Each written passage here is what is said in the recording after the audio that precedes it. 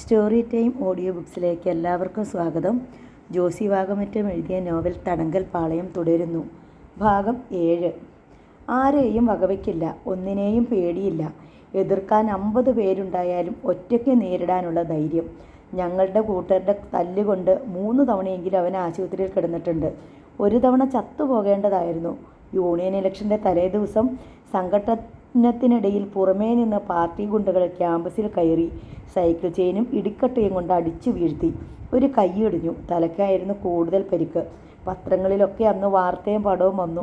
ആശുപത്രിയിൽ നിന്നിറങ്ങി ഒരാഴ്ചക്കകം തിരിച്ചടിച്ചിട്ടേ അവൻ അടങ്ങിയുള്ളൂ. അന്നേ ചട്ടമ്പിയായിരുന്നു അല്ലേ? അങ്ങനെ ഒരു ചട്ടപ്പിത്തരമൊന്നുമില്ല. യൂണിയൻ ഇലക്ഷനൊക്കെ ആകുന്ന കാലത്ത് മാത്രമേ ഉള്ളൂ ഈ അലമ്പ്. നീയുമായിട്ട് വ്യക്തിപരമായൊരു ശത്രുത വരേണ്ട കാര്യമെന്താ? ഞാൻ അവനെതിരെ സെക്രട്ടറി സ്ഥാനത്തേക്ക് മത്സരിച്ചു. ഭയങ്കര വാശിയുള്ള മത്സരമായിരുന്നു.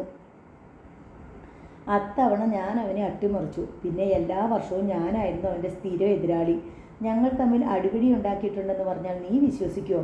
നേരിട്ട് PG ചെയ്യുമ്പോഴാണ്. ഇലക്ഷൻ അടുത്ത് വന്നപ്പോൾ തിരുവനന്തപുരത്ത് നിന്ന് കുറച്ച് നേതാക്കളെ കാണാൻ വന്നു. മെട്രോ ഹോട്ടലിൽ വെച്ചായിരുന്നു ചർച്ചയും ക്ലാസും. പിറ്റേ ദിവസം മതിലേൽ എഴുത്തും ബാനറും. ഞാൻ ഹോട്ടലിൽ പോയി നേതാക്കന്മാരുടെ കൂടെ വ്യഭിചരിച്ചു എന്ന് കൂടർത്ഥം. ദേഷ്യവും സങ്കടവും സഹിക്കാൻ പറ്റാതെ ഞാനങ്ങ് കരഞ്ഞു. അവൻ്റെ കുബുദ്ധിയായിരുന്നു അതിൻ്റെ പിറകിലെന്ന് എനിക്ക് മനസ്സിലായി. അത്തവണ അവൻ ജയിച്ചു. അന്ന് തന്നെ ഒരു പൂച്ചെണ്ട് വാങ്ങി ഞാൻ അവൻ്റെ കയ്യിൽ കൊടുത്തിട്ട് ഒരു കൺഗ്രാജുലേഷൻസ് പറഞ്ഞു.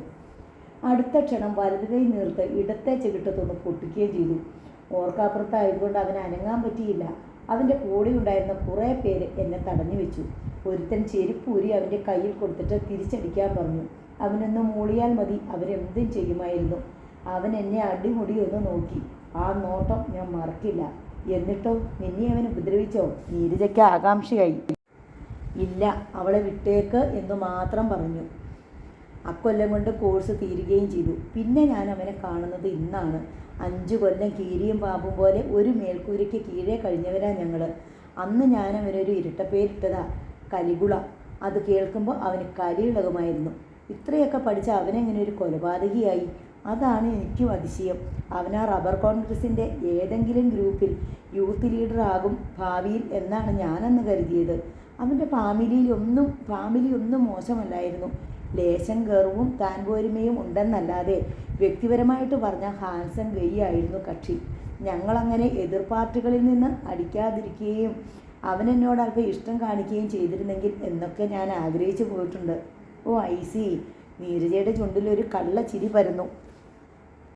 ആണത്തം ഇഷ്ടപ്പെടുന്ന പെൺകുട്ടികളെ സംബന്ധിച്ചിടത്തോളം വെരി ഡിസൈറബിൾ ബാച്ചിലർ തന്നെയായിരുന്നു അവൻ. എന്ന് വെച്ച് എനിക്കങ്ങനെ ഗൂഢപ്രേമമൊന്നും അവനോടുണ്ടായിരുന്നില്ല കേട്ടോ. അങ്ങനെ തെറ്റിദ്ധരിക്കേണ്ട.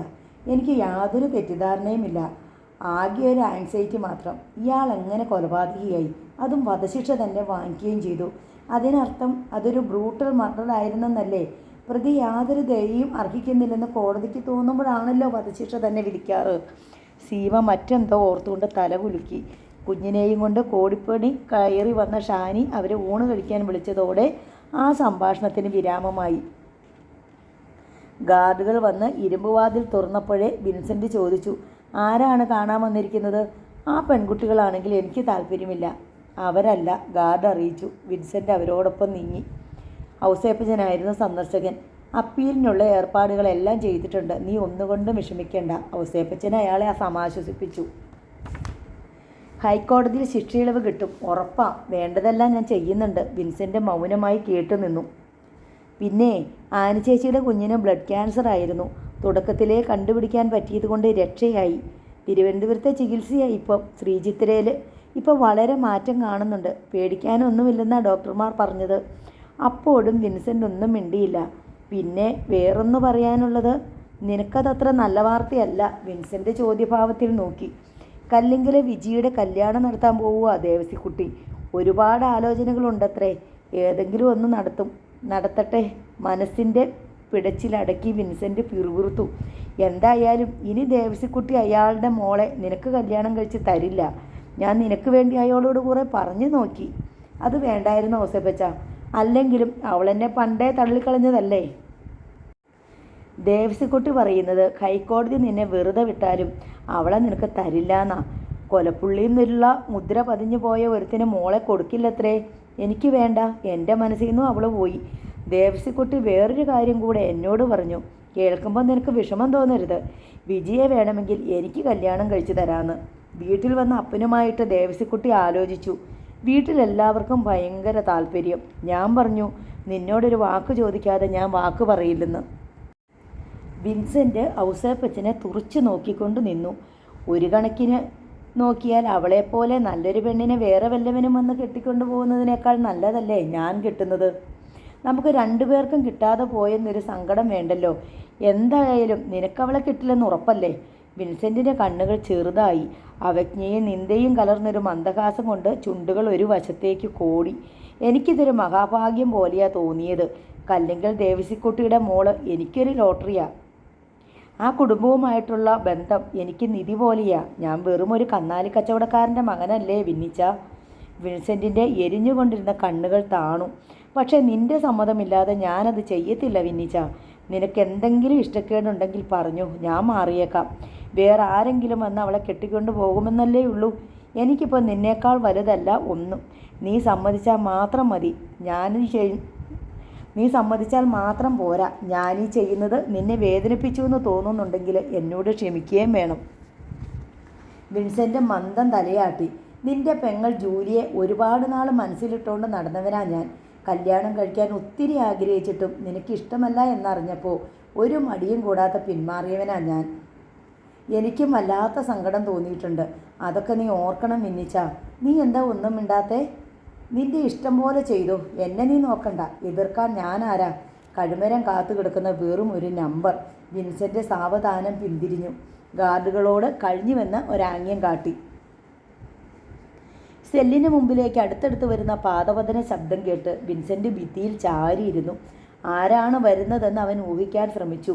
ആദ്യം 3 നിഴലുകളാണ് കമ്പിയഴികൾക്ക് വെളിയിൽ കാണപ്പെട്ടത്. പിന്നെ അവയുടെ ഉടമകളെയും കണ്ടു.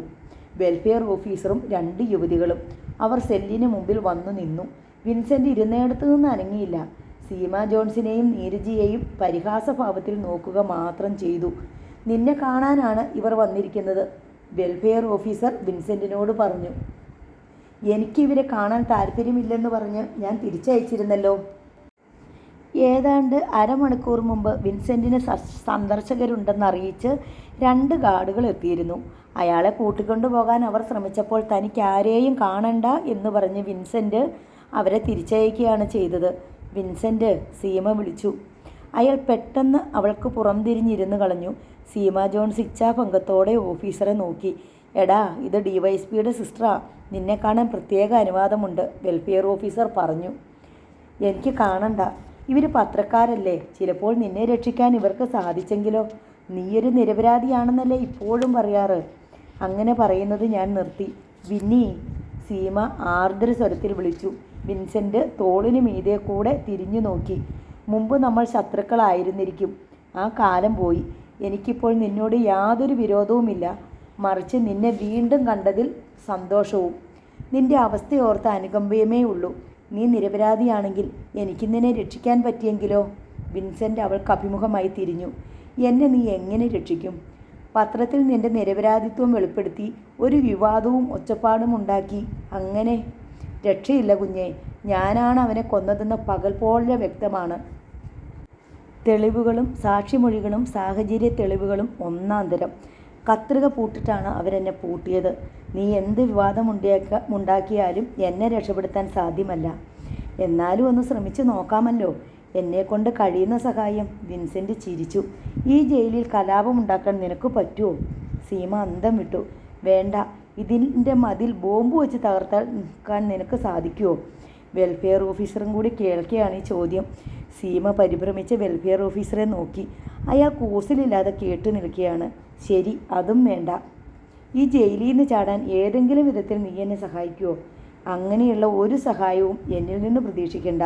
വെൽഫെയർ ഓഫീസർക്ക് വല്ല തെറ്റിദ്ധാരണയും തോന്നിയിട്ടുണ്ടെങ്കിൽ അതുകൂടി മായ്ച്ചു കളയാൻ വേണ്ടി ഉറച്ച സ്വരത്തിൽ അവൾ പറഞ്ഞു. പിന്നെ എങ്ങനെ നീ എന്നെ രക്ഷിക്കും?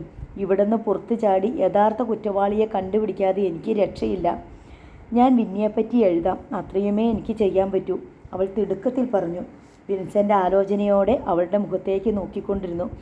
വിൻസെൻ്റ് എഴുന്നേറ്റ് നിന്നപ്പോൾ നീരജയ്ക്ക് ഭയമായി. അവൾ സീമയോട് ചേർന്ന് നിന്നു. സീമ റൈറ്റിംഗ് പാഡും പേനയും എടുത്ത് എഴുതാൻ തയ്യാറായി. ആദ്യം കാര്യങ്ങളൊന്നും വിട്ടുപറയാൻ കൂട്ടാക്കിയില്ലെങ്കിലും ഒടുവിൽ സീമയുടെ നയപരമായ സമീപനത്തിന് മുമ്പിൽ അയാൾ വഴങ്ങി. വിജിയെപ്പറ്റിയുള്ള പരാമർശം വന്നപ്പോൾ സീമയ്ക്ക് ആകാംക്ഷയായി. പത്രത്തിലെ സ്റ്റോറിയിലൊന്നും അങ്ങനെയൊരു പേര് പോലും വന്നിട്ടില്ലല്ലോ, സീമ അത്ഭുതത്തോടെ പറഞ്ഞു. അതെല്ലാം ഒത്തുകളിയാ സീമേ. അവളുടെ അപ്പൻ ദേവസിക്കുട്ടിയും പോലീസും ഹോട്ടൽ ജീവനക്കാരും ചേർന്ന് നടത്തിയ കപട നാടകം. കൊലപാതകം നടന്ന ആ രാത്രി മുഴുവൻ വിന്നി വിജിയോടൊപ്പം ഉണ്ടായിരുന്നെന്നുള്ളതിന് സത്യമാണോ? നീ പോയി അവളെ കണ്ടൊന്ന് ചോദിച്ചു നോക്ക്. രഹസ്യമായിട്ടെങ്കിലും അവൾ സമ്മതിക്കും. ഞാൻ നിരപരാധിയാണെന്ന് വളരെ വ്യക്തമായി അറിയാവുന്ന രണ്ട് പേരേയുള്ളൂ ഈ ലോകത്ത്. അതിലൊന്ന് അവളാണ്. ഞാൻ അവളെ എവിടെ ചെന്ന് കാണും? അഡ്രസ്സും ഫോൺ നമ്പറും ഞാൻ തരാം. അതല്ലെങ്കിൽ തൃശ്ശൂരിൽ അവൾ പഠിക്കുന്ന കോളേജിൽ ചെന്നാൽ മതി. അതുമല്ലെങ്കിൽ അവൾ താമസിക്കുന്ന ബന്ധുവീട്ടിൽ ചെന്നാലും കാണാം. അവൻ പറഞ്ഞു കൊടുത്ത അഡ്രസ്സുകൾ അവൾ കുറിച്ചെടുത്തു. അവളെ കാണാൻ ചെല്ലുമ്പോൾ പത്രക്കാരിയാണെന്നൊന്നും പറയരുത്, വേറെ വല്ല സംഘടനയുടെയും ആളാണെന്ന് പറഞ്ഞു. ചുഴിഞ്ഞു ചോദിക്കണം, അപ്പോഴറിയാൻ സത്യം. പിന്നെ അവൾ എന്തുകൊണ്ടാണ് വിന്നി അത് മറച്ചു വെച്ചത്? അവളുടെ ഒരു വാക്കിന് നിന്റെ ജീവിതം രക്ഷിക്കാൻ കഴിയുമെന്ന് അവൾക്ക് അറിയായിരുന്നില്ലേ? എന്നിട്ടും പോലീസിനോട് അവൾ എന്തുകൊണ്ട് സത്യം പറഞ്ഞില്ല? അവളുടെ തന്തയെ ആങ്ങളമാരും കൂടെ അടിച്ചൊതുക്കി കാണും. സ്വന്തം മകള് കാമുകൻ്റെ കൂടെ രാത്രി മുഴുവൻ ഹോട്ടൽ മുറിയിലായിരുന്നെന്നൊക്കെ പത്രത്തിൽ വരുന്നത് മഹാ നാണക്കേടല്ലേ? സ്റ്റേഷനിലും കോടതിയിലുമൊക്കെ സാക്ഷി പറയാനും തെളിവ് കൊടുക്കാനും കയറി ഇറങ്ങണ്ടേ? എന്നാലും സ്നേഹിച്ച പുരുഷനോട് ഏതെങ്കിലും പെണ്ണിങ്ങനൊരു ചതി ചെയ്യുമോ? അവനവൻ്റെ നിലനിൽപ്പല്ലേ എല്ലാവർക്കും വലുത്. അതീ പറയുന്ന നീയാണെങ്കിലും കണക്കാ. സീമ അവനെ സൂക്ഷിച്ചെന്ന് നോക്കി. പക്ഷേ വിന്നി, ഈ പറഞ്ഞ സ്റ്റോറി എനിക്ക് പത്രത്തിൽ എഴുതാൻ പറ്റില്ലല്ലോ. വിജിയുടെ പേര് ഒരിടത്തും വന്നിട്ടില്ല. ഞാൻ എഴുതിയാൽ എനിക്കും പത്രത്തിനുമെതിരെ അവർ മാനനഷ്ടത്തിന് കേസ് കൊടുക്കും. അതല്ലേടി മന്ദബുദ്ധി ഞാൻ ആദ്യമേ പറഞ്ഞത്. നിന്നെക്കൊണ്ടൊന്നും ഒരു ചുക്കും ചെയ്യാൻ പറ്റത്തില്ലെന്ന്. ഒരു പേനയും കടലാസും അച്ചടി മഷിയും ഉണ്ടെങ്കിൽ ലോകം കീഴ്മേൽ മറിച്ച് കളയാമെന്നാണല്ലോ നിൻ്റെയൊക്കെ വിചാരം. തെല്ലപ്പുറത്ത് നിന്നൊരു ചിരി കേട്ടു. നീരജയാണ്. ഞാൻ മുമ്പേ നിന്നോടൊരു കാര്യം പറഞ്ഞില്ലേ? വിൻസെൻ്റ് ഒച്ച താഴ്ത്തി. അത് വെറുതെ പറഞ്ഞതല്ല. ജയിൽ ചാടാൻ അവനെ സഹായിക്കുന്നതിനെ പറ്റിയാണ് സൂചനയെന്ന് സീമയ്ക്ക് മനസ്സിലായി. വെൽഫെയർ ഓഫീസർ ശ്രദ്ധിക്കുന്നുണ്ടോ എന്നറിയാൻ അവൾ തിടുക്കത്തിൽ വാതിലിന് നേർക്ക് തിരിഞ്ഞു. കയ്യിലിരുന്ന റൈറ്റിംഗ് പാഡ് താഴേക്ക് ഊർന്നു വീണു. കടലാസുകൾ ചിതറി. അവൾ അത് പെറുക്കിയെടുക്കുന്നത് നോക്കിക്കൊണ്ട് അയാൾ എന്തോ ആലോചനയിൽ മുഴുകി. മതിലുകൾ കടന്നു വന്ന നേർത്ത കാറ്റ് ഒരു കടലാസിനെ അഴിക്കരികിലേക്ക് നിരക്കിക്കൊണ്ടുപോയി. വിൻസെൻ്റ് കുനിഞ്ഞ് അതെടുത്തു. സീമ കൈ നീട്ടിയപ്പോൾ അവൻ പറഞ്ഞു, അടുത്ത തവണ വരുമ്പോൾ ഒരു വലിയ സൂചി കുത്തിക്കൊണ്ട് വരണം. അന്നേരം ഇങ്ങനെ കടലാസുകൾ കാറ്റത്ത് പറന്നു പോവില്ല. ആ വലിയ സൂചി എന്ന് പറയുന്നിടത്ത് ഒരമർത്തിയ ഊന്നലുണ്ടായിരുന്നു. സീമ സംശയിച്ച് അവനെ നോക്കി. ഞാൻ പറഞ്ഞത് മനസ്സിലായോ? ഉവ്വെന്ന് അവൾ തലയാട്ടി. മറക്കുവോ? ഇല്ല. പക്ഷെ ഞാനെന്തിനാ ഇനി വരുന്നേ? കഥ മുഴുവൻ ഞാൻ പറഞ്ഞു തീർന്നില്ല. പ്രധാന പോയിന്റുകൾ പറയാനിരിക്കുന്നതേയുള്ളൂ. അതുകൂടി ഇപ്പോഴങ്ങ് പറഞ്ഞുകൂടെ? ഇവരെനിക്ക് ബോൺവിറ്റി ആട്ട് സൂപ്പും അല്ല തരുന്നത്. ക്ഷീണമുണ്ടെനിക്ക്. തന്നെ ഒരിക്കൽ കൂടി ജയിലിലേക്ക് വരുത്താനുള്ള വിദ്യയാണതെന്ന് സീമയ്ക്ക് മനസ്സിലായി. പക്ഷേ ഇനി എനിക്ക് അനുവാദം കിട്ടുമെന്ന് തോന്നുന്നില്ല വിന്നി. നിന്നെ കാണാൻ ഇപ്പോൾ തന്നെ 2 തവണയായി. ശ്രമിച്ചാൽ സാധിക്കും. നിന്റെ ചേട്ടൻ DYSP ആണെന്നല്ലേ പറഞ്ഞത്? ശരി, അപ്പോൾ ഇനിയൊന്നും പറയാനില്ല? ഇന്നിനിയൊന്നുമില്ല. വിന്നി, ഒരു കാര്യം ചോദിച്ചാൽ നീ എന്നോട് സത്യം പറയുമോ? ചോദിക്ക്.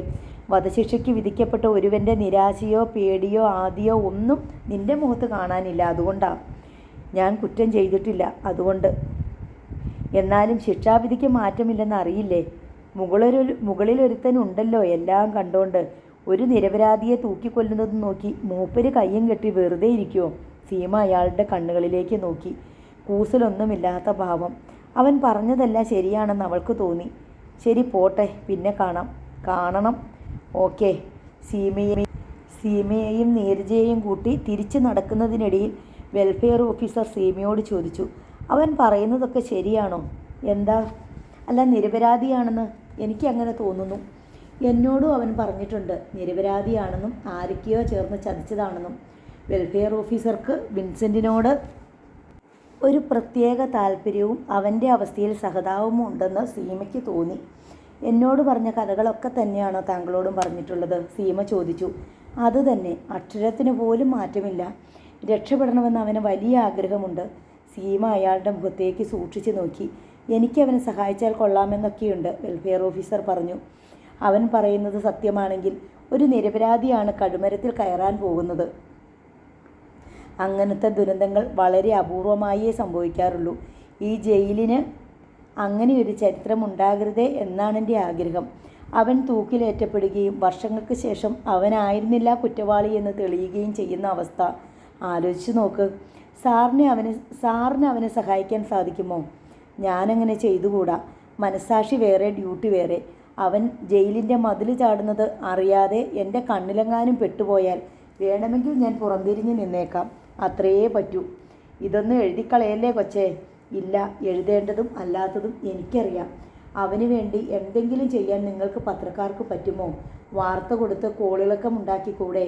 അതിന് ന്യായമായ കാരണങ്ങൾ വേണ്ടേ? അവൻ തൂക്കുമരത്തിൽ നിന്ന് രക്ഷപ്പെട്ടിട്ട് നാളെ യഥാർത്ഥ കുറ്റവാളിയെ പിടിച്ച് നമ്മുടെ മുമ്പിൽ കൊണ്ടുവന്ന് നിർത്തിയാൽ നമുക്കൊരു സന്തോഷമില്ലേ? കഴിഞ്ഞ 1.5 വർഷത്തോളമായി ഞാനവൻ ഈ ജയിലിൽ കാണുന്നു. അവൻ കുഴപ്പക്കാരനാണെന്ന് എനിക്കിതുവരെ തോന്നിയിട്ടില്ല. സീമ മറുപടിയൊന്നും പറഞ്ഞില്ല. വീട്ടിൽ ചെന്ന ശേഷം സീമ ഒരിക്കൽ കൂടി വിൻസെൻറ്റിൻ്റെ ഫയലെടുത്ത് വായിച്ചു നോക്കി. കൊലപാതകത്തെപ്പറ്റി വിവിധ പത്രങ്ങളിൽ വന്ന വാർത്തകളുടെ എല്ലാ ഫോട്ടോ കോപ്പി ഫയലിലുണ്ടായിരുന്നു. വിൻസെൻ്റ് പറഞ്ഞതുപോലെ എവിടെയോ ഒരു ചതി നടന്നിട്ടുണ്ടെന്ന് അവൾക്ക് തോന്നി. അജ്ഞാതനായ ഒരു കൊലയാളിയുടെ സാന്നിധ്യം ആ വാർത്തകളിലുടനീളം അവൾ മണത്തു. അയാൾ എല്ലാവരെയും കാണുന്നു, എല്ലാ നീക്കങ്ങളും അറിയുന്നു. അയാൾ കെണികൾ ഒരുക്കുന്നു, എന്നാൽ അയാളെ ആരും കാണുന്നില്ല. ഫീച്ചർ എഴുതി തുടങ്ങുന്നതിന് മുമ്പ് വിൻസെൻറ്റിനെ കാമുകി വിജിയെ കൂടി ഒന്ന് കാണണമെന്ന് സീമയ്ക്ക് തോന്നി. പിറ്റേന്ന് അവൾ പത്രം ഓഫീസിൽ ചെന്ന് തൻ്റെ സീനിയർ എഡിറ്ററുമായി സെബാസ്റ്റ്യൻ കൊലക്കേസിനെ പറ്റി ചർച്ച ചെയ്തു. അത്രയൊക്കെ ചുഴിഞ്ഞു പോകണോ സീമേ? ജയിലിൽ വധശിക്ഷ കാത്തു കിടക്കുന്നവരെ പറ്റി ഒരു ഫീച്ചർ, അത്രയേ നമ്മൾ ഉദ്ദേശിക്കുന്നുള്ളൂ. ഇതൊരു ഇൻവെസ്റ്റിഗേറ്റീവ് റിപ്പോർട്ടാക്കേണ്ട കാര്യമില്ല. ആരുടെയും നിരപരാധിത്വം തെളിയിക്കലല്ല നമ്മുടെ ജോലി. ക്ലിപ്പിങ്സ് വെച്ചിട്ട് വീട്ടിലിരുന്ന് ചെയ്യാവുന്ന ജോലിയേ ഉള്ളൂ. ഇത് നല്ലൊരു സെൻസേഷണൽ സ്റ്റോറി ആകില്ലേ സാർ? ഒരു നിരപരാധി വധശിക്ഷ കാത്ത് ജയിലിൽ കിടക്കുന്നു. അയാളുടെ നിരപരാധിത്വം ലോകത്തിന് മുന്നിൽ അതൊക്കെ പുലിവാലാണ് സീമ. നമുക്ക് പരിമിതികളില്ലേ? അയാൾ പറയുന്നു നിരപരാധിയാണെന്ന്. അതല്ലേ ഉള്ളൂ ആകെയുള്ള തെളിവ്. പ്രതിയുടെ കുറ്റനിഷേധം ലോകത്ത് എവിടെയെങ്കിലും പ്രധാന തെളിവായി കണക്കിലെടുക്കുമോ? അയാളെ ന്യായീകരിച്ച് നമ്മൾ ഒരക്ഷരം പോലും എഴുതിക്കൂടാ. പ്രതി ഇപ്പോഴും നിരപരാധിയാണെന്ന് അവകാശപ്പെടുന്നു എന്ന് മാത്രം എഴുതാം. വിൻസെൻറ്റിനെ സഹായിക്കത്തക്ക വിധം എന്തെങ്കിലും ചെയ്യാൻ സാധിക്കുമെന്നൊരു പ്രതീക്ഷ ആദ്യ സീമയ്ക്കുണ്ടായിരുന്നു. എന്നാൽ ഇപ്പോൾ അവളുടെ മനസ്സിടിഞ്ഞു. തനിക്കൊന്നും ചെയ്യാനില്ലെന്ന് അവൾക്ക് മനസ്സിലായി. വിൻസെൻ്റ് പറഞ്ഞതുപോലെ പേനയും കടലാസും അച്ചടി മഷിയും ഉണ്ടെങ്കിൽ പലതും തിരുത്താമെന്ന വ്യാമോഹമൊന്നും വേണ്ട. ഒരിക്കൽ കൂടി സീമ തൻ്റെ സഹോദരനെ സമീപിച്ച് വീണ്ടും ജയിൽ സന്ദർശനത്തിനുള്ള അനുമതി തേടി. 2 തവണ നീ അയാളെ കണ്ടു കഴിഞ്ഞു, ഇനി എന്തിനാണ്? DYSP ജോഷി ജോൺസ് അനിഷ്ടത്തോടെ ചോദിച്ചു. രാത്രിയിൽ അത്താഴം കഴിക്കുമ്പോഴായിരുന്നു സീമ സഹായാഭ്യർത്ഥന നടത്തിയത്. ആദ്യത്തെ തവണ ഇച്ചായൻ റെക്കമെൻഡ് ചെയ്തിട്ടല്ലല്ലോ എനിക്ക് അനുവാദം കിട്ടിയത്. പത്രത്തിൽ നിന്ന് വിളിച്ചു പറഞ്ഞിട്ടല്ലേ? എന്നാൽ ഇനിയും പത്രത്തിൽ നിന്ന് വിളിച്ചു പറഞ്ഞാൽ മതി. ഇച്ചായന് മനസ്സുണ്ടെങ്കിൽ ചെയ്യ്. എനിക്കിപ്പോൾ കാല് പിടിക്കാനൊന്നും വയ്യ. സീമ മുഖം വീർപ്പിച്ചു. ഷാനി അപേക്ഷാപൂർവ്വം ഭർത്താവിനെ നോക്കി. അനുജത്തിയുടെ ആവശ്യം സാധിച്ചു കൊടുത്തേക്ക് എന്ന മട്ടിൽ. ജോഷി ജോൺസ് ഗൗരവത്തിലിരുന്ന് ഭക്ഷണം കഴിച്ചു. സീമ പത്രപ്രവർത്തനം തൊഴിലായി തിരഞ്ഞെടുത്തത് തന്നെ ജോഷിക്ക് ഒട്ടും ഇഷ്ടപ്പെട്ടിരുന്നില്ല. പക്ഷേ അവൾ തൻ്റെ ഇടക്കാരി ആയതുകൊണ്ട് തടസ്സം പറഞ്ഞില്ലെന്ന് മാത്രം. പിറ്റേ ദിവസം ഉച്ചയ്ക്ക് അയാൾ അവളെ വിളിച്ച് സെൻട്രൽ ജയിൽ 1 തവണ കൂടി സന്ദർശിക്കാനുള്ള അനുവാദം സമ്പാദിച്ചിട്ടുണ്ടെന്ന് അറിയിച്ചു. ജയിലിലേക്ക് പോകുന്നതിന് മുമ്പ് വിൻസെൻ്റ് പറഞ്ഞ വലിയ സൂചിയുടെ കാര്യം അവൾ പ്രത്യേകം ഓർമ്മയിൽ വെച്ചു. പോകുന്ന വഴി ലേഡി സ്റ്റോറിൽ കയറി കിട്ടാവുന്നതിൽ വലുത് നോക്കി 4-5 എണ്ണം വാങ്ങി. റൈറ്റിംഗ് പാഡിലെ കടലാസുകൾ 2 എണ്ണം ചേർത്ത് ഓരോ സൂചി കുത്തി. ഈ സൂചി കൊണ്ട് വിൻസെൻ്റ് എന്ത് ചെയ്യാനാണ് ഉദ്ദേശിക്കുന്നതെന്ന് അവൾക്ക് ഒരെത്തും പിടിയും കിട്ടിയില്ല. കണ്ടംപ്റ്റ് സെല്ലിൽ നിന്ന് ഒരു തടവുപുള്ളിക്ക് ചാടിപ്പോകാൻ ഒരു സൂചി മതിയാവുമോ? സൂചി കൊണ്ട് ജയിൽ ഭിത്തി തീർന്ന സംഭവങ്ങളൊന്നും കേട്ടിട്ടില്ല. ഒരുപക്ഷെ ആത്മഹത്യ ചെയ്യാനായിരിക്കുമോ എന്നും സീമ സംശയിക്കാതിരുന്നില്ല. സൂചി ഉപയോഗിച്ച് ഒരാൾക്ക് ആത്മഹത്യ ചെയ്യാൻ സാധിക്കുമോ? ആകെ ഒരു ചിന്താക്കുഴപ്പം. ചെയ്യാൻ പോകുന്ന ഈ സഹായം തന്നെ ദോഷകരമായി ബാധിച്ചേക്കുമോ എന്നും അവൾക്ക് ഭയമുണ്ടായിരുന്നു. എന്തു വന്നാലും തൻ്റെ കൈകൊണ്ട് ഈ സാധനം അയാൾക്ക് കൊടുക്കില്ല എന്നവൾ തീരുമാനിച്ചു. ഇത്തവണയും വിൻസെൻറ്റുമായുള്ള കൂടിക്കാഴ്ച കണ്ടംപ്റ്റ് സെല്ലിന് മുന്നിൽ വെച്ചായിരുന്നു. ദൃക്സാക്ഷികളായി വെൽഫെയർ ഓഫീസറും ഗാർഡും ഉണ്ടായിരുന്നു. സംസാരിച്ചു കൊണ്ടിരിക്കെ വിൻസെൻറ്റിൻ്റെ കൈതട്ടി റൈറ്റിംഗ് പാഡ് താഴെ വീണു. സോറി. അവൻ കുനിഞ്ഞ് അതെടുത്ത് അവളുടെ കയ്യിൽ കൊടുത്തു. സീമ മുകളിലത്തെ 2 കടലാസുകൾ നോക്കി. പിൻ ചെയ്തിരുന്ന സൂചി കാണാനില്ല. അവൾ പരിഭ്രമത്തോടെ വെൽഫെയർ ഓഫീസറെ നോക്കി. അയാൾ ഒന്നും അറിഞ്ഞിട്ടില്ല. തൊട്ട് താഴെയുള്ള കടലാസുകൾ പിൻ ചെയ്തിരുന്ന സൂചി ഊരി ആദ്യത്തെ 2 കടലാസുകൾ ചേർത്ത് അവൾ പിൻ ചെയ്തു. വിൻസെൻ്റ് ആംഗ്യ വിക്ഷേപങ്ങളോടെ സംസാരിച്ചു കൊണ്ടിരുന്നു. സീമ അവൻ്റെ 2 കൈയിലും നോക്കി. സൂചി കാണാനില്ല. അതവൻ അതിസമർത്ഥമായി എവിടെയോ ഒളിപ്പിച്ചിരിക്കുന്നു. ഇൻ്റർവ്യൂ അവസാനിപ്പിച്ച് സീമ മടങ്ങാൻ ഭാവിക്കുമ്പോൾ വിൻസെൻ്റ് കൃതജ്ഞതയോടെ അവളോട് പറഞ്ഞു, വളരെ നന്ദി, വീണ്ടും നമുക്ക് കാണാം എന്നാണെൻ്റെ വിശ്വാസം. സീമ മറുപടി ഒന്നും പറഞ്ഞില്ല. ജയിൽ ഗേറ്റിലേക്ക് തിരിച്ചു പോരുന്നതിനിടയിൽ വെൽഫെയർ ഓഫീസർ അവളോട് ചോദിച്ചു, ആ സൂചി അവനെടുത്തോ? സീമ ഞെട്ടിപ്പോയി. വിജി ഭാഗം വെട്ടിയും അടുക്കുകയായിരുന്നു. മുളങ്കരയിൽ നിന്നും അവളുടെ അപ്പൻ കല്ലിങ്കല ദേവസിക്കുട്ടി ഉഗ്രകൽപ്പന പുറപ്പെടുവിച്ചിരിക്കുകയാണ്. ഇന്ന് തന്നെ വീട്ടിലെത്തിച്ചേരുക. മറ്റന്നാൾ നിന്റെ മനസ്സമ്മതമാണ്. വിജിയുടെ സഹോദരൻ സാമുവൽ കോട്ടയത്ത് നിന്ന് ടിക്കറ്റ് എടുക്കാനായി റെയിൽവേ സ്റ്റേഷനിലേക്ക് പോയിരിക്കുകയാണ്. കുട്ടികൾ സ്കൂളിൽ പോയിരിക്കുന്നു. വിജി സാരി മാറിക്കൊണ്ടിരിക്കെ സാമുവലിൻ്റെ ഭാര്യ ജയനമ്മ മുറിയിലേക്ക് വന്നു. നിന്നെ കാണാൻ ആരോ വന്നിരിക്കുന്നു. ആരാ? ആ, നിന്റെ കൂട്ടുകാരിയാണെന്ന് പറഞ്ഞു. ജയനമ്മ നിസ്സംഗതയോടെ മുറി വിട്ടുപോയി. വിജി സിറ്റൗട്ടിൽ ചെന്ന് നോക്കി. സുന്ദരിയായ ഒരു യുവതി. അവൾ വിജിയെ നോക്കി പുഞ്ചിരിച്ചു. ഹലോ, ഞാൻ സീമ ജോൺസ്. വിജിയല്ലേ? അതെ, എനിക്ക് മനസ്സിലായില്ല. സീമ അവളെ അടിമുടി നോക്കി. അവളുടെ അരികെ ചെന്നിട്ട് പറഞ്ഞു, ഞാൻ വിൻസെൻറ്റിൻ്റെ ഫ്രണ്ടാണ്. എനിക്കപ്പം പ്രൈവറ്റായിട്ട് സംസാരിക്കാനുണ്ട്. വിജിയുടെ മുഖം വിളറി. അവൾ സംശയത്തോടും ജിജ്ഞാസയോടും സീമയെ നോക്കി. എന്നെ സംശയിക്കേണ്ട, നിങ്ങളുടെ വെൽവിഷറാണ് ഞാൻ, സീമ പറഞ്ഞു. Please come. വിജി സീമയെ മുറിയിലേക്ക് കൂട്ടിക്കൊണ്ടുപോയി. മുറിയിൽ കടന്നിട്ട് സീമ ചുറ്റും നോക്കി. ഇവിടെ വേറെ ആരും ഇല്ലല്ലോ അല്ലേ? ചേച്ചി മാത്രമേ ഉള്ളൂ. സീമ വാതിലടച്ചു. ജയിലിൽ പോയി വിന്നിയെ കണ്ടിട്ട് വരികയാണ് ഞാൻ. എനിക്ക് ചില സത്യങ്ങൾ അറിയണം, വേറൊന്നിനുമല്ല. വിന്നിയെ രക്ഷിക്കാൻ എനിക്ക് ആഗ്രഹമുണ്ട്. സീമ വിന്നിയുമായി തനിക്കുള്ള ബന്ധവും ജയിലിൽ പോയി കണ്ടതും സംസാരിച്ചതും എല്ലാം വിജിയോട് പറഞ്ഞു. താനൊരു പത്രപ്രവർത്തകയാണെന്ന് മാത്രം അവൾ മറച്ചു വെച്ചു. വിന്നി നിരപരാധിയാണെന്ന് വിജി വിശ്വസിക്കുന്നുണ്ടോ? സീമ ചോദിച്ചു. ഉവ്വ്, 100%. വിന്നിച്ചൻ പറഞ്ഞതെല്ലാം സത്യമാണ്. സെബാസ്റ്റ്യൻ കൊല്ലപ്പെട്ട രാത്രിയിൽ വിന്നിച്ചൻ എന്നോടൊപ്പം ഉണ്ടായിരുന്നു, ഒരു ഹോട്ടൽ മുറിയിൽ, നേരം പുലരുന്നതുവരെ. സീമ അനിഷ്ടത്തോടെ അവളെ സൂക്ഷിച്ചു നോക്കി. എന്നിട്ടും സ്വന്തം പ്രാണനെ പോലെ സ്നേഹിച്ച പുരുഷനെ രക്ഷിക്കാൻ നിനക്ക് മനസ്സ് വന്നില്ല? ഞാൻ എങ്ങനെ രക്ഷിക്കുമായിരുന്നു? വിജിയുടെ തൊണ്ടയിടറി. നിനക്ക് പോലീസിനോട് സത്യം തുറന്നു പറയായിരുന്നു, കോടതിയിൽ സത്യം തുറന്നു പറയായിരുന്നു. ഞാൻ സഹിച്ചത് എന്താണെന്ന് നിങ്ങൾക്കറിയില്ല. ഒരു വശത്ത് അപ്പൻ്റെയും ആങ്ങളമാരുടെയും ഭീഷണി, ദേഹോപദ്രവം. പണം കൊടുത്തവർ പോലീസിനെ സ്വാധീനിച്ചു. ഞങ്ങൾ താമസിച്ച ഹോട്ടലിലെ ജീവനക്കാരെ സ്വാധീനിച്ചു. നിർഭാഗ്യവശാൽ വിന്നിച്ചൻ ഹോട്ടലിൽ കൊടുത്ത അഡ്രസ്സും വ്യാജമായിരുന്നു. പോലീസിന് തെളിവുണ്ടെങ്കിൽ പോലീസിന് തെളിവ് വേണ്ടെങ്കിൽ ഞാനെങ്ങനെ തെളിവ് കൊടുക്കും? സാക്ഷിപ്പട്ടികയിൽ എൻ്റെ പേരില്ലാതെ ഞാനെങ്ങനെ കോടതിയിൽ ചെന്ന് മൊഴി കൊടുക്കും? കൊടുത്താൽ തന്നെ എന്താണ് തെളിവ്? വിജി കണ്ണു തുടയ്ക്കുകയും മൂക്ക് പിഴിയുകയും ചെയ്തു. കുറേ കാലം വീട്ടുതടങ്കലിലായിരുന്നു ഞാൻ അനുഭവിച്ച വേദനയെക്കുറിച്ച് പറയുന്നില്ല. ഞാനൊരു പെണ്ണല്ലേ? ഞാൻ എവിടെ അന്തിയുറങ്ങണം? ഞാൻ എവിടെ നിന്നും ഭക്ഷണം കഴിക്കണം? ഇതൊക്കെ ആരാണ് തീരുമാനിക്കുന്നത്? നിങ്ങളും ഒരു സ്ത്രീ ആയതുകൊണ്ട് നിങ്ങൾക്കറിയാം. എനിക്ക് വേണമെങ്കിൽ ആത്മഹത്യ ചെയ്യാമായിരുന്നു. ഇപ്പോഴും ആ വഴി എൻ്റെ മുമ്പിൽ അടഞ്ഞു പോയിട്ടില്ല. അരുത്, സീമ പെട്ടെന്ന് തടഞ്ഞു പറഞ്ഞു. നിന്റെ മരണം വിന്നിക്ക് ഒരു നേട്ടവും ഉണ്ടാക്കുന്നില്ല. സീമയ്ക്കറിയില്ല, എൻ്റെ വിവാഹം നിശ്ചയിച്ചിരിക്കുന്നു. മനസമ്മതത്തിന് വേണ്ടി പുറപ്പെടുകയാണ് ഞാൻ സ്നേഹിച്ചയാൾ മരണശിക്ഷ കാത്ത് ജയിലിൽ കിടക്കുന്നു. എൻ്റെ മുമ്പിൽ 2 വഴിയേയുള്ളൂ. ഒന്നുകിൽ മരണം, അല്ലെങ്കിൽ വിവാഹം. രണ്ടും എനിക്ക് ഒന്നു തന്നെയാണ്. ജീവച്ഛവം പോലെ കഴിഞ്ഞ 3 കൊല്ലമായിട്ട് ഞാൻ. വിതുമ്പിക്കൊണ്ടവൾ തുവാലയിൽ കണ്ണു തുടച്ചു. പിന്നെ തുവാലയിലേക്ക് മുഖം അമർത്തിയിരുന്നു. സീമ മെല്ലെ അവളുടെ ചുമലിൽ തട്ടി. വിന്നിച്ചൻ ഇപ്പോൾ കരുതുന്നുണ്ടാവും ഞാൻ ചതിച്ചെന്ന്. ഒരാപത്ത് വന്നപ്പോൾ ഞാൻ കൈവിട്ട് കളഞ്ഞിട്ട് രക്ഷപ്പെട്ട് ഓടിയെന്ന്. അങ്ങനെയേ കരുതൂ, എനിക്കറിയാം. ഏങ്ങലടിച്ചിട്ട് അവൾ കണ്ണും കവിളും അമർത്തി തുടിച്ചു. വിന്നിച്ചനെ രക്ഷിക്കാൻ വേണ്ടി എന്ത് സഹായം ചെയ്യാനും ഞാൻ തയ്യാറാ. അന്നും ഇന്നും. ഞാൻ എന്ത് ചെയ്യണമെന്ന് പറഞ്ഞാൽ മതി. മരിക്കാനും കൊല്ലാനും തയ്യാറാ. വീറോടെ അവൾ പറഞ്ഞു നിർത്തി. ഔസേപ്പച്ചൻ്റെ കാർ സന്ധ്യാനേരത്ത് മുറ്റത്ത് വന്നു നിന്നത് കണ്ടിട്ട് വീട്ടിലെല്ലാവർക്കും അതിശയമായി. കഴിഞ്ഞ തിങ്കളാഴ്ചയാണ് ഔസേപ്പച്ചൻ വന്നിട്ട് പോയത്. അതിന് 3 ദിവസം മുമ്പ് ആനിയെയും മോനെയും കൂട്ടി ഔസേപ്പച്ചൻ തിരുവനന്തപുരത്തിന് പോയിരുന്നു. മോൻ്റെ അസുഖം മിക്കവാറും ഭേദമായി വരികയായിരുന്നു. ഔസേപ്പച്ചൻ പുതിയൊരു കാറാണ് കൊണ്ടുവന്നിരിക്കുന്നത് കണ്ട ജൂലി ഓടിച്ചെന്നു. കാറിനെ തൊട്ടും പിടിച്ചും നോക്കി.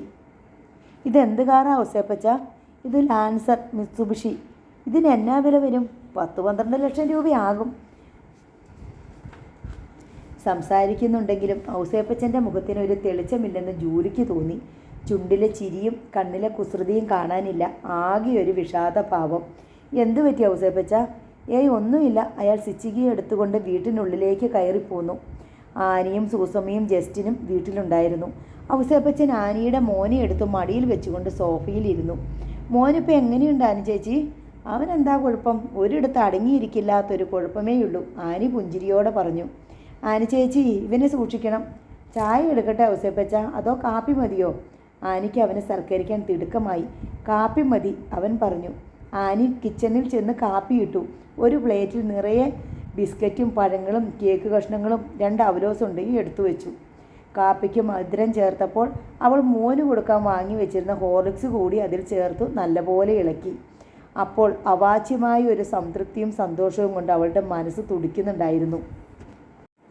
മോനെയും കൂട്ടി ചികിത്സയ്ക്ക് തിരുവനന്തപുരത്തേക്ക് പോകാൻ അവൾക്കിപ്പോൾ വലിയ സന്തോഷമാണ്. ഔസേപ്പച്ചൻ കൂടെ ഉണ്ടല്ലോ.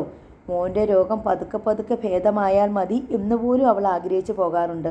കഴിഞ്ഞ 2 തവണയും തിരുവനന്തപുരത്തേക്ക് പോയത് ജസ്റ്റിനെ കൂടാതെയായിരുന്നു. വേറെ ആർക്കും തങ്ങളോടൊപ്പം വരാൻ കഴിയാത്ത വിധമുള്ള സാഹചര്യം ഔസേപ്പച്ചൻ ഒപ്പിച്ചെടുത്തു. കഴിഞ്ഞ തവണ അത്യാവശ്യമായി മോനെ ഡോക്ടറെ അടുത്ത് കാണിക്കണമെന്ന് കള്ളം പറഞ്ഞാണ് തിരുവനന്തപുരത്തേക്ക് പോയത്. ആശുപത്രിയിൽ കയറേണ്ട ആവശ്യം പോലും വാസ്തവത്തിൽ ഇല്ലായിരുന്നു. ഒരു ദിവസം കന്യാകുമാരിയിലും ഒരു ദിവസം കോവളത്തും പോയി താമസിച്ചു. സുഖവാസമായിരുന്നു. എയർകൂൾ ചെയ്ത സ്യൂട്ടുകളും കടൽ തീരങ്ങളും ഇഷ്ടഭക്ഷണവും പിന്നെ ഔസേപ്പച്ചൻ്റെ സ്നേഹലാളനകളും.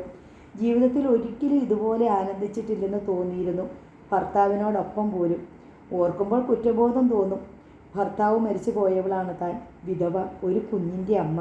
ഭർത്താവിനെക്കുറിച്ചുള്ള ഓർമ്മയിൽ ജീവിതം വിശുദ്ധമാക്കി ആചരിക്കേണ്ടവൾ. പക്ഷേ ഔസേപ്പച്ചൻ്റെ കണ്ണുകളിലെ രശ്മികളേറ്റ് അറിയാതെ സൂക്ഷ്മനയുണരുന്നു. അവൻ സ്പർശിക്കുമ്പോൾ സിരാപടലങ്ങൾ ത്രസിക്കുന്നു. ഞരമ്പുകൾ അവന് വേണ്ടി ദാഹിക്കുന്നു. എന്ത് കരുതലും സ്നേഹവുമാണ് അവന് തന്നോടും കുഞ്ഞിനോടുമെന്ന് അവൾ നിർവൃതിയോടെ ഓർത്തു. ഒരു റോഡ് മുറിച്ചു കിടക്കുമ്പോൾ അവൻ 2 പേരെയും ചേർത്ത് പിടിച്ചിരിക്കും. കടൽത്തിരയിൽ ഇറങ്ങി നിൽക്കുമ്പോൾ തങ്ങളുടെ കൈകളിൽ അവൻ്റെ വിരലുകൾ മുറുകിയിരിക്കും. സ്വന്തം കൈവെള്ളയിൽ വെച്ചാണ് അവൻ തങ്ങളെ നോക്കിയിട്ടുള്ളത്. കഴിഞ്ഞ തവണ കോവളത്തെ ഹോട്ടൽ മുറിയിൽ വെച്ച് ഔസേപ്പച്ചനോട് പറഞ്ഞു, എൻ്റെ അനുജത്തിയെ ഞാൻ വഞ്ചിക്കുകയാണല്ലോ എന്ന് ഓർക്കുമ്പോൾ ഭയങ്കര വിഷമം. ഞാനും ജൂലിയോട് വഞ്ചനയല്ലേ ചേച്ചി ചെയ്യുന്നേ? അവൾക്ക് എന്നോട് എന്തുമാത്രം സ്നേഹമുണ്ടെന്ന് ചേച്ചിക്ക് അറിയാമല്ലോ. അവളുടെ മുഖത്ത് നോക്കാൻ എനിക്കിപ്പോൾ വയ്യ. തല താനേ കുനിഞ്ഞു പോവും. പാവം, ഇതൊന്നും അറിയാതെ. വീട്ടിൽ ചെന്നിരുന്ന് ഇതൊക്കെ ഓർക്കുമ്പോൾ കരച്ചിൽ വരും. ഔസേപ്പച്ചൻ തന്നെയല്ലേ സകലതിന് കാരണക്കാരൻ? അന്ന് എന്തിനാ എന്നെ? അന്ന് ഞാൻ കുറച്ച് മദ്യപിച്ചു. ഞാൻ ഒരിക്കലും ചെയ്യാൻ പാടില്ലാത്തതല്ലേ ചെയ്തത്. ഓർത്താൽ സഹിക്കില്ല. മോൻകുട്ടനോട് എനിക്കുള്ള സ്നേഹവും ഒരു കാരണമായിരിക്കും. അവനെ പ്രസവിച്ചവളല്ലേ ആനി ചേച്ചി? അത് പോട്ടെ, സാരമില്ല. തെറ്റാണെന്ന് അറിയാം ആനി ചേച്ചി. പക്ഷേ ആനി ചേച്ചിയെ ഞാൻ സ്നേഹിച്ചു പോയി. ഇനി അതെങ്ങനെ തിരുത്തുമെന്നാണ് അറിയാത്തത്. എത്രയും വേഗം ജോലിയുമായുള്ള കല്യാണം നടത്തണം. അത് കഴിഞ്ഞാൽ പിന്നെ ഞാൻ ഔസേപ്പച്ചൻ്റെ ചേച്ചിയാണ്. ഔസേപ്പച്ചൻ എൻ്റെ സ്വന്തം അനിയനും. പിന്നെ ഒരു നോട്ടം കൊണ്ട് പോലും നമ്മൾ തമ്മിൽ. അത് തന്നെയാണ് എൻ്റെയും തീരുമാനം. ജൂലിയോട് ഇങ്ങനെയൊക്കെ പെരുമാറിയിട്ടുണ്ടാവില്ലേ? ഇല്ല, നേര് പറഞ്ഞാൽ ജൂലിയുടെ ദേഹത്ത് തൊട്ടിട്ട് പോലുമില്ല ഞാൻ. അത് നുണ. സത്യം. കല്യാണം കഴിഞ്ഞ മണിയറയിലായിരിക്കും ഞങ്ങളുടെ ആദ്യരാത്രി എന്ന് ഞാൻ പണ്ടേ മനസ്സിൽ ഉറപ്പിച്ചതാ. അതിന് കടുകിട മാറ്റമില്ല.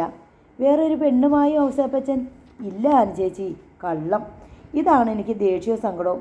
ചങ്കെടുത്ത് കാണിക്കുമ്പോൾ ഒരുമാതിരി. ഞാൻ എന്തൊക്കെയോ കേട്ടിട്ടുണ്ട്. അപവാദമല്ലേ? വിന്നിച്ചനോട് ചോദിക്കാം, അവനറിയാൻ സത്യം. നീ ഇത് എന്തോന്നോർത്ത് നിൽക്കുവാടി? ഇതുവരെ കാപ്പി എടുത്ത് കഴിഞ്ഞില്ലേ? സൂസമ്മയുടെ ശബ്ദം കേട്ട് ആനിയുടെ ഓർമ്മ ഞെട്ടി. സൂസമ്മ അടുക്കളയിലേക്ക് വന്നു. സ്പൂൺ ഗ്ലാസ്സിലിട്ട് മെല്ലെ ഇളക്കിക്കൊണ്ട് നിൽക്കുകയായിരുന്നു ആനി. അവൾ കാപ്പി എടുത്തു, മറ്റേ കയ്യിൽ പലഹാര പ്ലേറ്റും. ഔസേപ്പച്ചൻ്റെ മുൻപിൽ ടീപ്പോയ്മേൽ ആനി കാപ്പിയും പലഹാരവും വെച്ചു. ഔസേപ്പച്ചൻ കാപ്പിയെടുത്ത് കുറേശ്ശെ കുടിച്ചു. എങ്ങനെയുണ്ട്? ആനി ചോദിച്ചു. ഔസേപ്പച്ചൻ ഒന്നും മന്ദഹസിച്ചു. വല്ലതും കഴിക്കുക ഔസേപ്പച്ച. ജൂലി പ്ലേറ്റ് എടുത്ത് അവൻ്റെ മുൻപിലേക്ക് കുറച്ചുകൂടി നീക്കി വെച്ചു. വേണ്ട. പാതി കുടിച്ച കാപ്പി ഗ്ലാസ് അവൻ ടീപ്പോയ്മേൽ വെച്ചു. എല്ലാവരും ഇരിക്കുക. എനിക്ക് വിഷമം പിടിച്ച ഒരു കാര്യമാണ് നിങ്ങളോട് പറയാനുള്ളത്. ജൂലിയും ആനിയും ഇരുന്നു. അവർ ആശങ്കയോടെ ഔസേപ്പച്ചനെ നോക്കി. വിൻസെൻറ്റിനെ പറ്റി എന്തെങ്കിലും മോശമായ വാർത്തയുണ്ടായിരിക്കുമെന്ന് അവർക്ക് തോന്നി. എന്താ ഔസേപ്പച്ച? സൂസമ്മയ്ക്ക് ഉദ്യോഗം അടക്കാനായില്ല. എൻ്റെ കല്യാണം ഉറപ്പിച്ചു. കല്ലെങ്കിലെ ദേവസിക്കുട്ടിയുടെ മകൾ വിജിയാ പെണ്ണ്. നാളെ മനസമ്മതം. സൂസമ്മ ഞെട്ടിപ്പോയി. ആനിയുടെ മുഖം പേടി കിട്ടിയതുപോലെ വിളറി. ജൂലി അയാളുടെ മുഖത്തേക്ക് വെറുതെ തുറച്ചു നോക്കുക മാത്രം ചെയ്തു. ഔസേപ്പച്ചനൊരു തമാശ പറയുകയാണെന്നേ അവൾ കരുതിയുള്ളൂ. കല്ലിങ്കൽ നിന്ന് ആലോചന വന്ന കാര്യം ഞാൻ ആനിച്ചേച്ചിയോട് പറഞ്ഞിരുന്നല്ലോ. മിനിയാന്ന് അപ്പനും വേണ്ടപ്പെട്ടവരും കൂടെ ചെന്ന് അതങ്ങ് ഉറപ്പിച്ചു. ഇതിവിടെ വന്നിരുന്ന് എങ്ങനെ പറയേണ്ടി വന്നതിൽ എനിക്ക് ഭയങ്കര വിഷമമുണ്ട്. പക്ഷെ പറയാതെ പറ്റില്ലല്ലോ. നേരാണോ ഔസേപ്പച്ച ഇത്? സൂസമ്മ വിക്കി ചോദിച്ചു. ഞാൻ എന്തിനാ നിങ്ങളോട് നുണ പറയുന്നേ? അപ്പോഴാണ് സംഗതി ഗുരുതരമാണെന്ന് ജൂലിക്ക് ബോധ്യപ്പെട്ടത്. അവളുടെ കണ്ണുകളിൽ ഇരുട്ട് കയറി. ധർമ്മരോക്ഷത്തോടെ ആനി ഔസേപ്പച്ചനെ നോക്കി. അപ്പോൾ ജൂലിയുടെ കാര്യമോ? അവളെ കല്യാണം കഴിച്ചോളാമെന്ന് ഔസേപ്പച്ചൻ സമ്മതിച്ചിരുന്നതല്ലേ? അതൊക്കെ ശരി തന്നെ. പക്ഷേ എന്തു പക്ഷേ? ആനിയുടെ കണ്ണുകൾ എരിഞ്ഞു.